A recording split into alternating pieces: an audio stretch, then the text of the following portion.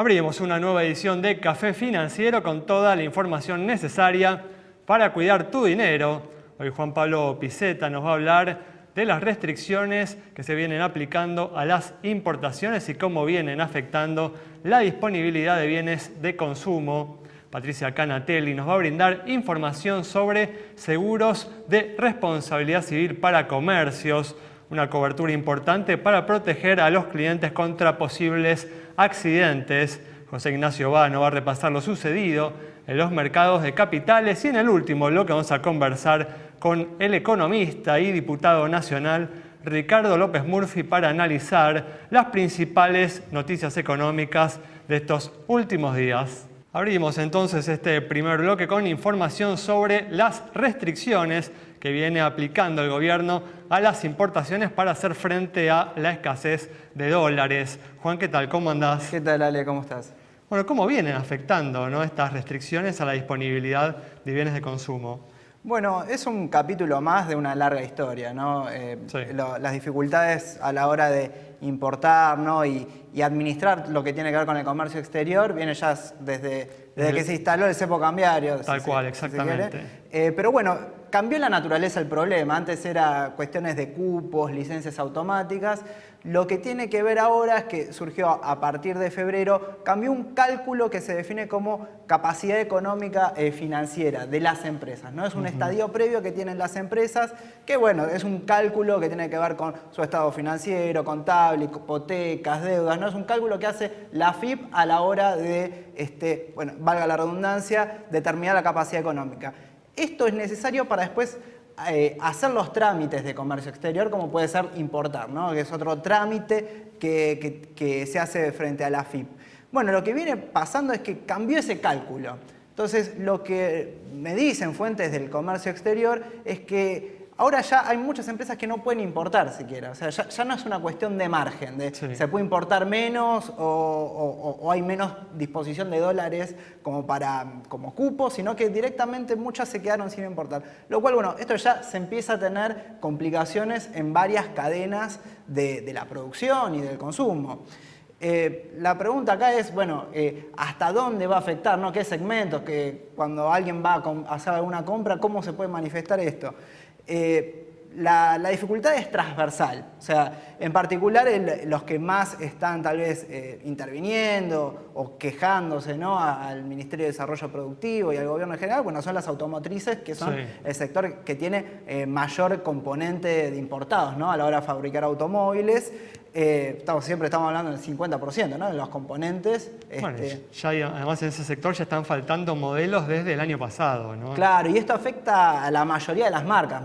Me confirmaron de Acara, ¿no?, de que es una de las cámaras que intervienen en el sector.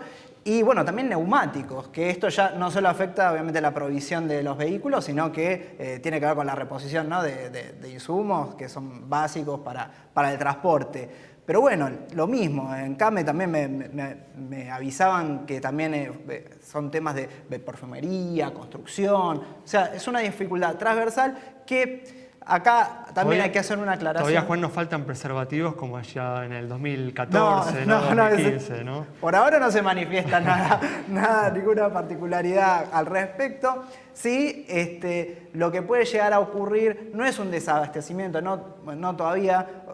Lo que evalúan en estos operadores del comercio exterior es que en un plazo de 40 a 60 días recién se vería algo. Y bueno, como sabemos, en este país 40 a 60 días es una eternidad, puede haber idas y contravueltas. Sin dudas que los dólares de la soja van a aflojar esta problemática. Muy probablemente, está el acuerdo del fondo, ¿no? Entonces queda mucho tránsito por recorrer. Sí dicen, bueno, puede haber oferta restringida de algunos productos para la producción y para el consumo directo. Muy bien, cambiamos de tema y ayer se conoció la cifra de inflación de enero, que fue del 3,9%, el valor más alto desde abril del año pasado. Se espera una inflación mínima del 50% para este 2022 y no sorprendería una cifra superior al 60%. José, ¿cómo andás? Hola, Alex, ¿cómo estás? ¿Todo bien?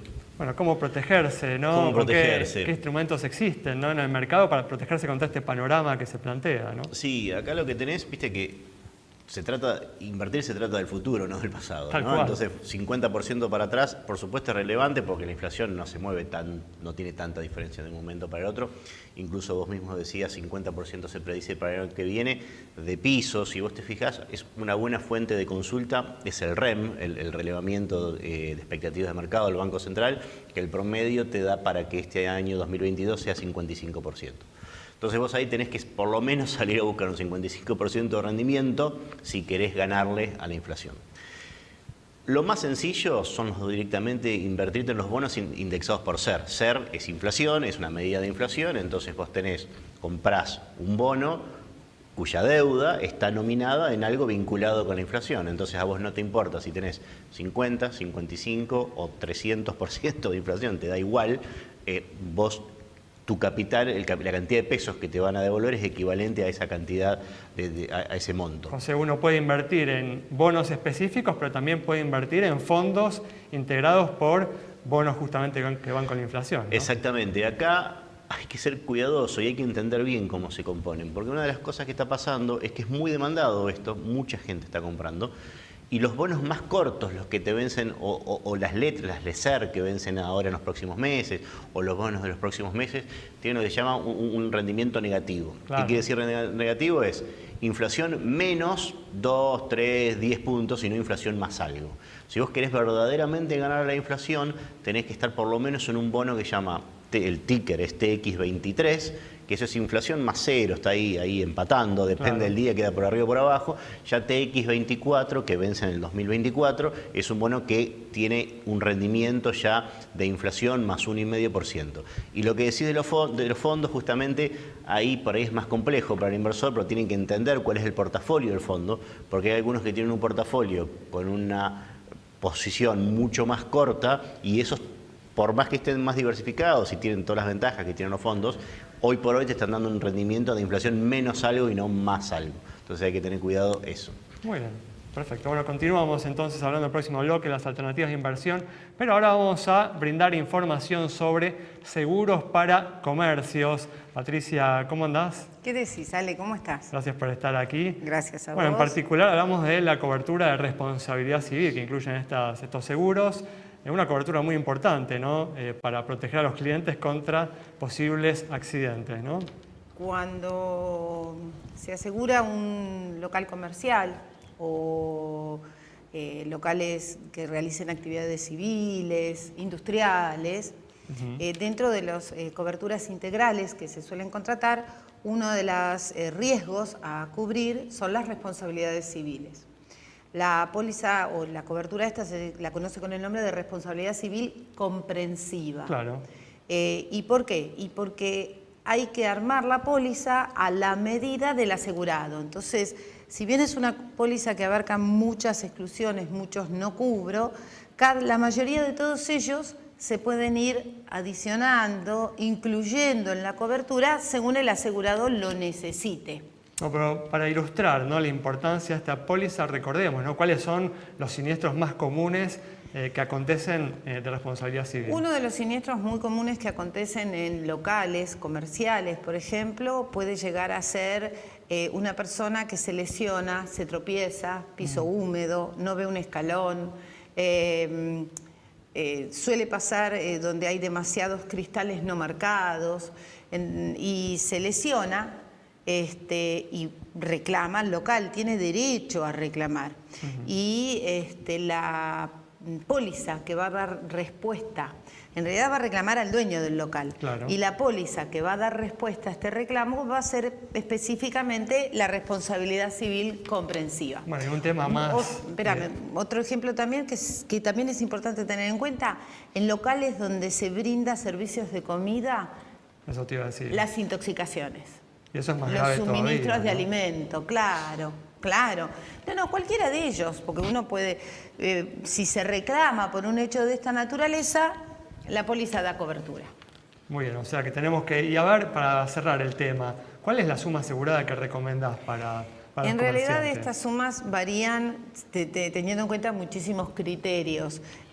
Acceso del público al local, cantidad de público que accede. Cuanto más gente acceda a un local, más riesgo de siniestro hay. Entonces, igual hoy por hoy, y yo sé que hay gente que no lo utiliza, pero se necesita una suma mínima de entre 3 y 5 millones de pesos, mínimo, muy por debajo, por los montos que se reclaman. Muy bien, ¿Estamos? perfecto, muy claro como siempre, Patricia. Cerramos este bloque con esta información sobre seguros de responsabilidad civil para comercio. Se quédate con nosotros en instantes, regresamos con mucha más información.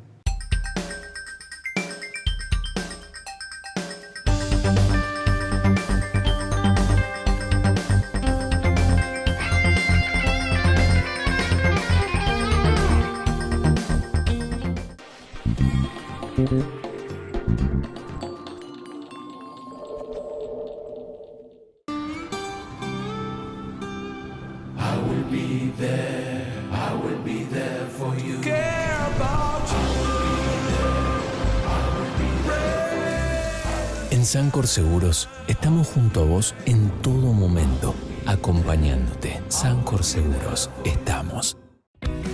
Seguridad no está en las cosas, está en saber cuidarlas. Por eso Triunfo Seguros te ofrece la mejor cobertura para tu auto y moto. Triunfo Seguros, siempre cerca tuyo.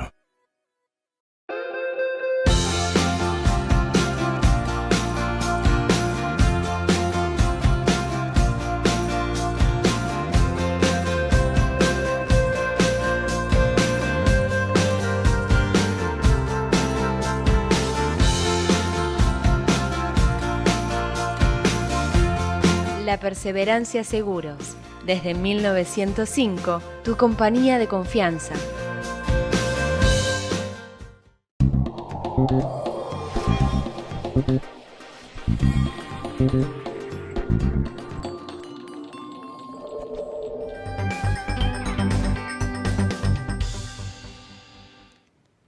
Abrimos este nuevo bloque con información sobre las fintechs. Estas entidades generan numerosos beneficios en términos de comodidad, de practicidad a la hora de utilizar servicios financieros, pero hay una contracara que tiene que ver con la atención de un reclamo cuando uno tiene un problema con estos servicios. Juan, ¿qué sucede en estos casos? Sí, Ale, bueno, como decías, tienen esta facilidad, ¿no?, de que permite una mayor versatilidad en el manejo del dinero, bueno, ayuda mucho a combatir a la informalidad, ¿no? Han sido muy útiles desde ese punto de vista, pero claro, cuando uno tiene algún problema, por ejemplo, no puede operar con sus cuentas, con sus billeteras digitales, por algún motivo, hay alguna dificultad con las transferencias bancarias, bueno, se empieza a encontrar ahí aparecen los problemas, ¿no? ¿A dónde voy? Y muchas veces, un modelo de atención muy virtual, ¿no? Con poca presencia humana. Está todo mediatizado y uno siempre se queja, ¿no?, de las telefónicas y otro tipo de proveedores de que lo dejan colgado, ¿no?, con el call center. Bueno, acá tampoco existe, ¿no?, esas posibilidades. Entonces, bueno, uno tiene que tener en cuenta de que lo principal frente a un reclamo, sea el que sea, primero focalizar en la operación, ¿no? Cuál es el número de operación que hizo, si consta, y el número de usuario que tenga el cliente, sea en Mercado Pago, sea en Ualá o en cualquier otra fintech, tener presente eso. ¿Por qué? Porque lo que venimos diciendo muchas veces, no hay que pasar los datos personales cuando uno responde, ¿no?, o trata de pedir atención y ayuda frente a un operador de una fintech, porque ahí es un gran caldo de cultivo para el fraude y el ciberdelito, ¿no?, también en eso. O recibir llamadas que uno no esperaba y ahí le pide datos de cuentas, clave, usuario y contraseña. Eso es muy importante.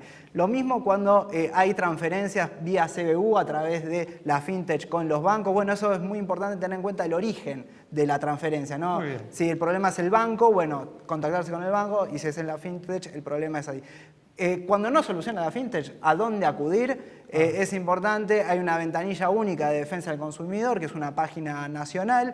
Ahí se solicita el reclamo, se describe el reclamo y uno puede acudir a un turno frente a un conciliador. Eso es como el último mecanismo que puede acudir, si no es vía judicial, para resolver un inconveniente. Así que tenerlo muy presente cuando surja algún problema. Perfecto, si tienes alguna duda te podés comunicar con nosotros para que te repitamos o brindemos esta información. Te podés conectar con nosotros a través de Twitter, a través de Facebook o también a través de WhatsApp. Las líneas aparecen ahí debajo de la pantalla para entrar en contacto con nosotros. Y para cerrar el bloque ahora vamos a brindar información sobre los CDR de ETFs, esta alternativa de inversión que ha tenido un gran éxito entre los inversores locales desde su lanzamiento hace muy pocas semanas. ¿Cómo viene funcionando esto, José? Muy bien. Vos sabés que cuando vos te fijas, las alternativas de inversión te llama de renta variable, como acciones, como los CDRs y demás. En el mercado argentino normalmente los CDRs que más operan siempre históricamente fueron Mercado Libre, Apple, digamos, ese tipo de grandes compañías, y de las locales, principalmente, no sé, YPF o Galicia, esas son las que más operan. Desde que salieron estos CDRs de ETFs, se posicionaron primero en el ranking. Esta me parece que es la quinta semana que ya existen, que están operando, y se posicionaron primero por mucha diferencia. ¿Cuáles son los más importantes? Salieron 9, que los ETFs son activos que permiten replicar un portafolio de activos del exterior, ¿no? Entonces, ¿cuál es el más operado por mucho? Uno que el ticker es SPY, el SPY, sí, que lo que hace es replicar justamente el índice de S&P de las principales 500 empresas de Estados Unidos. Entonces vos, desde Argentina, localmente, con pesos y con montos bajos, ya estás replicando con un portafolio. Y diversificando tu riesgo, ¿no? Diversificando, y aparte toda la teoría financiera te dice, o sea, te dice la teoría porque tiene razón, digamos, no solamente lo dice. Es muy difícil para un individuo, sobre todo para alguien que no se dedica profesionalmente a esto, ganarle al mercado. Ganar al mercado quiere decir que yo por mi lado empiezo a comprar y vender acciones y con eso obtengo mejor resultado que el mercado. Es muy difícil hacerlo, que siempre te va peor. Entonces, si vos estás en esa situación, lo más fácil es lo replico, lo empato, por lo menos no pierdo, lo empato. El modo más sencillo de hacerlo es a través de estos, en este caso, CDRs de ETFs. Bueno, nos quedamos sin tiempo. ¿Alguna recomendación? ¿Cuál es el que más te gusta? Mira, para mí el que tiene que estar en todos los portafolios es justamente este que estoy diciendo, el SPY, el SPY. También es para tener muy en cuenta otro que es el otro gran mercado de Estados Unidos, que es el Nasdaq, el de mercados tecnológicos. También hay un ETF, QQQ, 3Q es el ticker. Replica ese mercado, que son básicamente los dos mercados más importantes de Estados Unidos, donde encontrás todas las compañías más grandes. Muy bien, con esta información cerramos este bloque. Quédate con nosotros al regreso. Vamos a estar dialogando con el economista Ricardo López Murphy.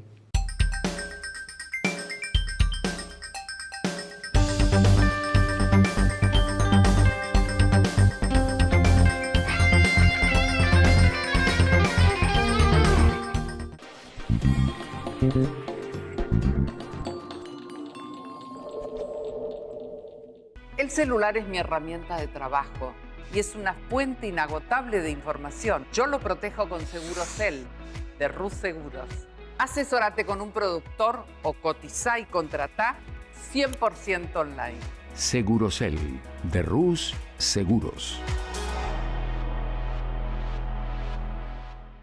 La nueva Cooperativa de Seguros le ofrece las mejores coberturas para usted y su familia. Contáctese al 0800-333-4455. La nueva, honestidad para asegurar, solvencia para responder. ¿Te chocaron y no fue tu culpa? No te preocupes, llegó Autoreclamo. Ingresá hoy mismo en www.autoreclamo.com.ar y nosotros lo resolvemos por vos. Vení a Santiago del Estero, disfrutá del spa termal más grande de Latinoamérica. Conocé el estadio más moderno de Sudamérica. Y en abril de 2022, vibrá con la adrenalina del MotoGP. Santiago te espera. Termas es vida.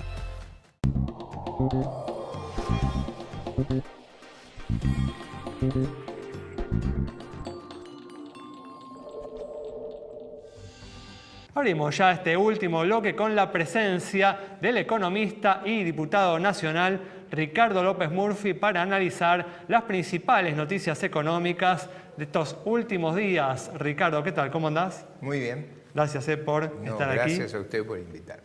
Y bueno, como decíamos en los bloques anteriores, ayer se conoció el dato de inflación de enero. La inflación rozó el 4%, la cifra más alta desde abril del año pasado. En los últimos 12 meses los precios aumentaron un 50,7%. Ricardo, ¿cuáles son tus expectativas para este 2022, para los próximos meses? Bueno, que la inflación permanezca a un nivel probablemente más alto que este, porque la cantidad de dinero viene creciendo, el famoso plan platita viene creciendo 62, 63%, así que lo que es llamativo es que sea tan baja, o sea, baja dado el programa monetario y fiscal que se ha estado siguiendo.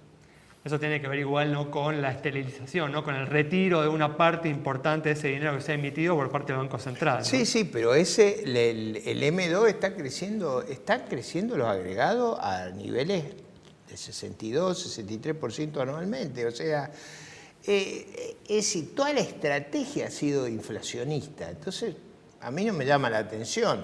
Digo, en verdad me llama la atención que no sea más. Claro. Justamente, ¿no?, teniendo en cuenta esa causa, ¿no?, monetaria del fenómeno inflacionario, en estas negociaciones que se vienen llevando adelante con el Fondo Monetario Internacional se contempla en particular este aspecto, se apuntan a un déficit fiscal más bajo, a una emisión monetaria también más baja, ¿no?, con un límite del 1% del PBI. ¿Crees que este acuerdo...? No, al 1% el apoyo del Banco Central al Tesoro. Exacto, no dice sí. Respecto al conjunto de los agregados monetarios. Dice, ustedes le daban a la maquinita a lo loco para darle al Tesoro. Ahí no le pueden dar más. Exacto. Hay otros rubros que a lo mejor requieren emisión monetaria, como el déficit cuasi fiscal, como las reservas. O sea, el programa es un programa muy, muy tímido, moderado, muy cuidado, muy hecho en el límite. Es como un programa para que lleguen al diciembre del 23 y que el próximo gobierno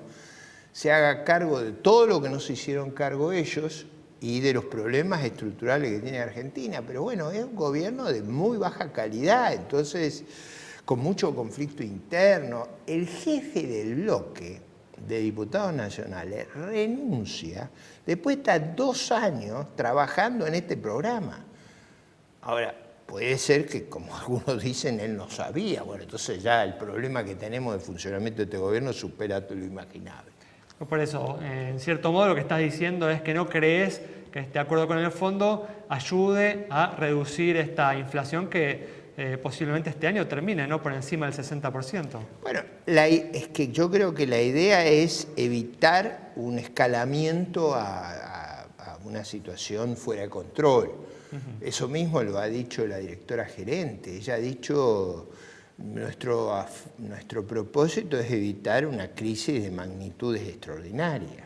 No la inflación, eso con ese programa no se puede. Claro, lo que vos crees es que este programa va a permitir contener la situación. La idea es evitar que la situación se vaya de madre, que yo creo que estuvimos ahí pegando en el poste a que nos hemos quedado sin reserva, tenemos una altísima inflación. Eso ocurre cuando uno emite a lo loco, y han emitido a lo loco, y bueno, digamos, nada de lo que ha ocurrido está. Yo digo que este es uno de los pocos casos que está en el libro. En el libro de texto a uno le dice, si usted emite mucho va a perder la reserva, va a tener una tasa de inflación enorme y va a tener una fragilidad muy grande. ¿Qué es lo que tenemos? Hablando, ¿no?, justamente de la pérdida de reservas, por ese motivo, en las últimas semanas el Banco Central viene aumentando la tasa de devaluación del peso, ¿no?, en el mercado oficial.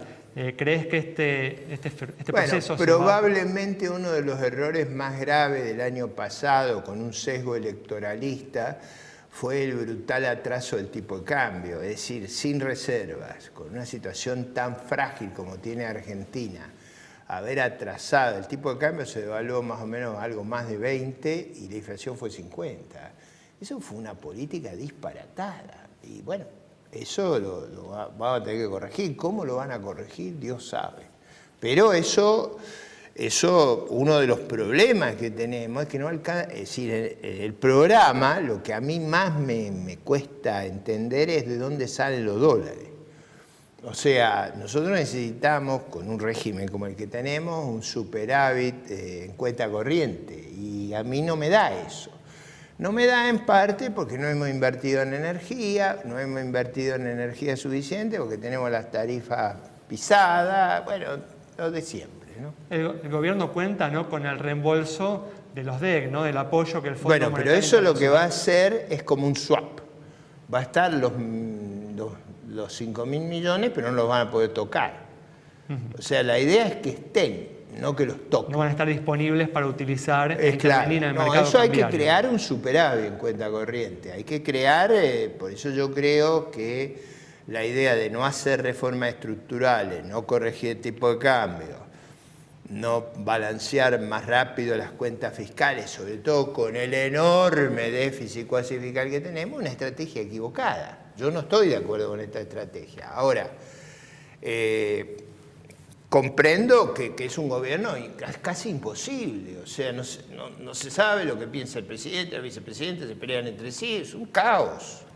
Pero bueno, esperemos que se pueda encauzar. El gobierno se ha beneficiado una vez más con el aumento del precio de la soja en los últimos meses en el mercado internacional. ¿Crees que eso puede traer algo de alivio? Eso es lo más notable. Eso yo creo que es una lección muy importante para la sociedad.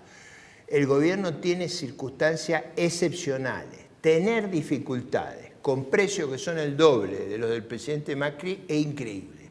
O sea, yo no... Porque tener dificultades cuando la situación es muy adversa es entendible. Tener dificultades con una situación extraordinariamente favorable hay que ser muy torpe, y eso es lo que son. Para cerrar, el regreso al crecimiento no lo ves en lo que queda del mandato. Bueno, para crecer una economía necesita aumentar el stock de capital, invertir mucho, que es lo que necesitamos hacer. Eso es contradictorio con la deuda y el déficit, porque el déficit es desahorro. O sea, el déficit lo que hace es bajar la inversión. En eso también estaba equivocado Macri cuando creía que con mucho déficit podía tener inversión. No hay inversión si hay déficit. Segundo, hay que aumentar el capital humano, eso hay que mejorar el sistema educativo, eso es complejo. Hay que aumentar la productividad. Con todas estas regulaciones, todo el mundo está todo el día trabajando para llenar formularios, para ir a ver si le autorizan algo. Nos quedamos sin tiempo. Eso no funciona. Ricardo, muchas gracias. No, gracias a ustedes. Cerramos entonces el programa de hoy con el análisis del economista y diputado nacional Ricardo López Murphy sobre la situación de la economía y los problemas que tenemos por delante. Nos reencontramos en estos próximos días aquí en Metro.